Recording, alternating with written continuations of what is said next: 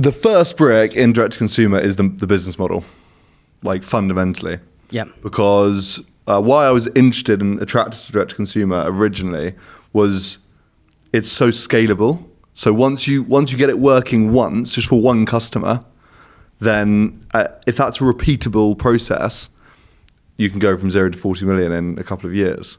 Because all the infrastructure is there. Like you've got absurd amounts of attention online. You've got Meta basically, and an incredible algorithm in Meta. But what is at the core of it working is the business model. It's you spend X and you get Y back. Like that is at the core of direct to consumer. Yeah. And I think it's where almost everyone falls down when they think about it, because you just need a repeatable process to put £1 in and get £2 back, and that's great. And then you can just put £2 in and get £4 back, and you can put £1,000 in and get £2,000 back, and it's that simple really. So at the core is, can you sell a product online at high enough margin and contribution to pay for the adverts? Like that's it. Contribution. Margin after ad cost, essentially. Okay. Yep. So can you do that? So that's like, I would say, the purple brick. That's the purple brick. But let's just. So that sounds easier said than done. So what were when you get that business model right? Like what are the variables you're thinking about to make it like, put 1 in, get 2 back, put 4 in, get 8 back. Well, you've basically got 2 aspects to it, right? So you've got, and for food and drink brands especially, and for cleaning brands like us, you've got the money you make on the first order when you get a new customer in. So after the product cost, what's the margin? What's the contribution margin, right? So let's say, to make it, obviously you sell something for 20 quid, it costs you £5 to make, you get £15 of contribution, right? So that's the first order. And then you add all the future orders that customer will do with you over time. LTV, lifetime. That's your LTV. And how do you know how many they're going to do? Sorry for asking dumb questions. No, fine. But when you first start, you don't know. Okay. But what you do is you get 100 customers, and over 6 months, let's say you get an extra 50 orders from them, right? 50, so almost for every customer you bring in, you get 0.5 additional orders after their first order. Per customer. So on an average basis, weighted average. Okay, so let's say the first person buys one of these. Yeah. Right. And let's say 50% of them never buy again. Okay. So they're gone. And what's that metric? Well, that would be your churn rate. Okay. Yeah. But let's just forget all the metrics. Just really simply. Yep. 50% don't buy again. Yep. 50% come back within 6 months, right? Yep. That 50% all order, so that's 1 additional order, so that's the 0.5 orders. Yep. So you get 1 at the beginning, and on an average basis, you've got another 0.5 orders. Yep. Does that make sense? And what's that 0.5 metric? Well, before we go, so then what you're doing is you're saying, I made £15 on the first order. Yep. Then I made essentially £7.50 on the second, on the next 6 months per customer. Yep. So you made, because it's half an order, do you see what I mean, per customer? Yep. So 15 plus £7.50 is £22.50. So I've made £22.50 over 6 months.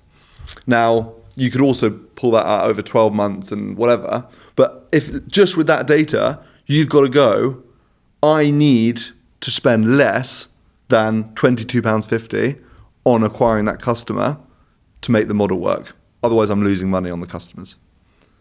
Right? And is that where people make a mistake? Is they don't know they don't calculate that number, and then they end up spending more to acquire customers? I don't even think, I think a lot of people, if they worked it out, would be able to spend a lot more than they do on acquiring customers. Okay. But they don't work it out. And what is, sorry to get into what is that number? Like as in what's that called? Well, it's for different business, but we call it the allowable cost of acquisition. Okay. The allowable cost. Let's just actually, before we kind of go into all these weeds, let's set out the parameters of like CAC, DAC, all this shit. Right. I'll try and not use those phrases. I'll just say like cost of acquisition. Yeah. So we've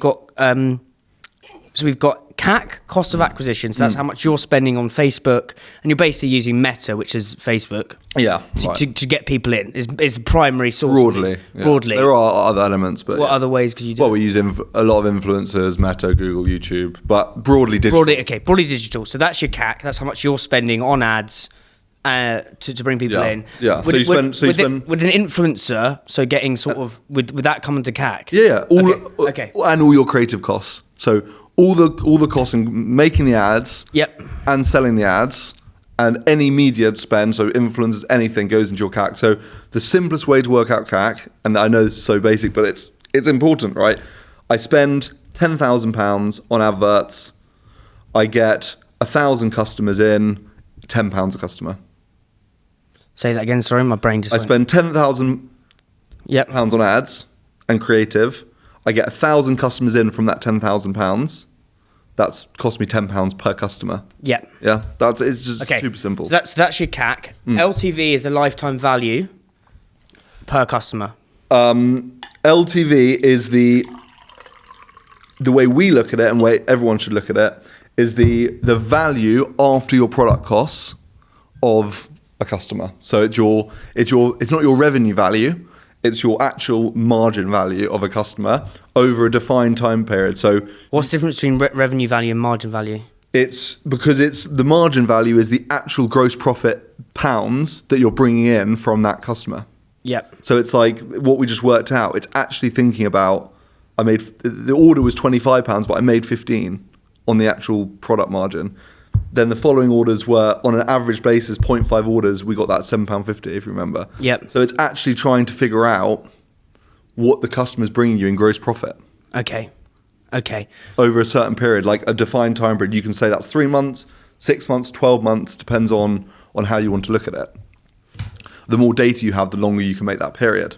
Right. And then those parameters set the business model. The business model. That's purple brick. And then your job to work out how to scale it is to either depress the cost of acquisition or increase the net contribution you're getting from these first orders and future orders. And how do you do that? Through scale? No, through playing with how you put together your proposition for online. So if we had gone and said, here's CounterClean, we're going to sell like every other... CounterClean's your SKU. Our hero cleaning product. Yep. Here's a bottle of CounterClean. Yep. Cleaning products cost £3 in supermarkets, or £2.50. We're going to sell this for £3, and customers can come buy it from the store. It's the product. The product's amazing. We're just going to leave it like that. That's how we do it. Would have been a disaster. Because you could never make those economics work with a product that costs £3. Yep. Because there's costs in acquiring customers. They're never going to pay for itself. So what we did is we said, we're going to create three different scents. We're going to charge a lot of money for them because they're really great products. 3 cents, £7 each, £21. And then we've got this amazing, lovely bottle. We're going to charge 15 quid for it. And guess what? We're going to put you on subscription as the main option. So we get orders, after your first order. So we're getting a lot of contribution on the first order, 80% margin on a kind of 30 odd pound order. And then we're getting future orders because we've set up a proper continuity plan. We've thought about how much you need per quarter.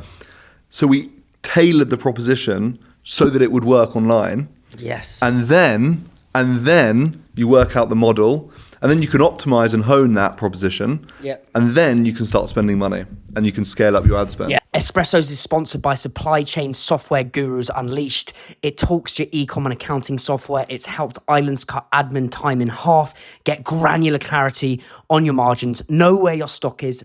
Don't miss availability. Brands like Candy Kittens, Tiny Rebel, and Trip all use Unleashed, and so should you.